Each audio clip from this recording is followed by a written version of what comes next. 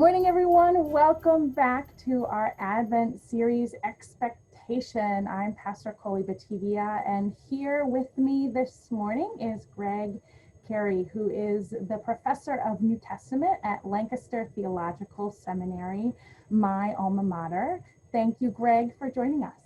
Thank you, Colie. This is an honor. It's good to see your face and looking forward to talking with you. Yes, I am excited for the conversation too.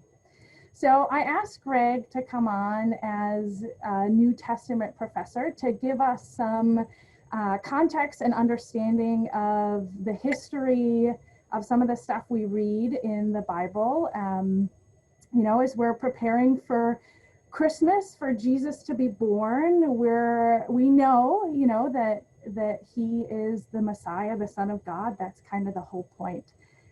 But so looking back on some of the history stuff, Greg, could you tell us a little bit about the Jewish people of Jesus's time? Were they expecting a Messiah? Were they expecting something like this to come from God?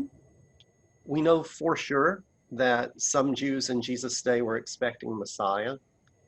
We know that because we have some of the documents they were writing in the centuries around the time of Jesus. But the way they talk about a Messiah is very different than the way Jesus' career played out. So that's one thing to talk about.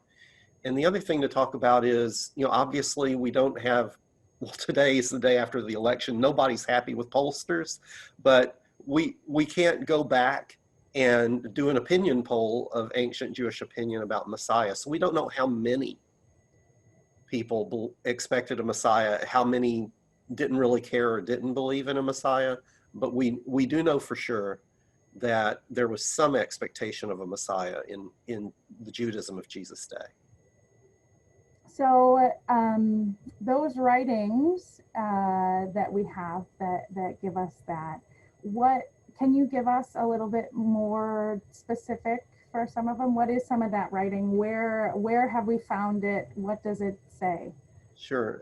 And this is where we get into how the world of biblical scholars is often not coming through in the life of the church, because a lot of the texts that biblical scholars look at for this are not in the Bible itself. So there are no clear references to a Messiah in our Old Testament, the Jewish scriptures.